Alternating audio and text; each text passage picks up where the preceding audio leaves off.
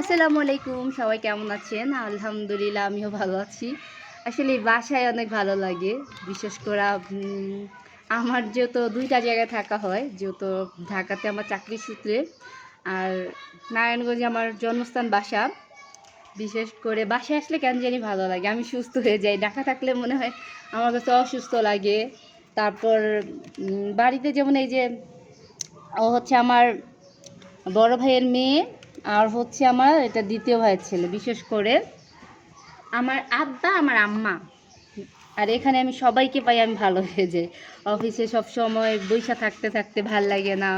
তারপর অফিস শেষ করে রুমে যাওয়া, তারপর এই তো এই ২ টা জায়গায় বিশেষ করে।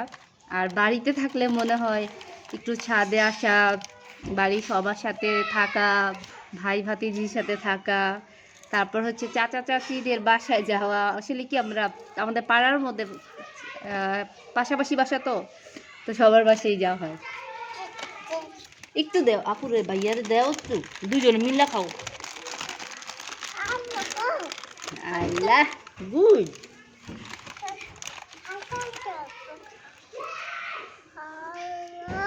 আল্লাহ বলো আল্লাহ।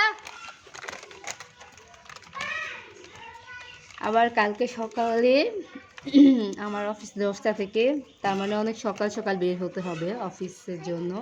ঘুম থেকে উঠে আমি মনে হয় একদিন ছুটি বেশি পাইলে আমি এসে পড়ি। যেমন শুক্রবার বন্ধ ছিল, শনিবার হচ্ছে 21শে ফেব্রুয়ারি বন্ধ, তাই চলে আসলাম। সবাই আমার জন্য, আমার পরিবারের জন্য, আমার ভাই ভাতিজির জন্য সবাই দোয়া করবেন। আল্লাহ হাফিজ।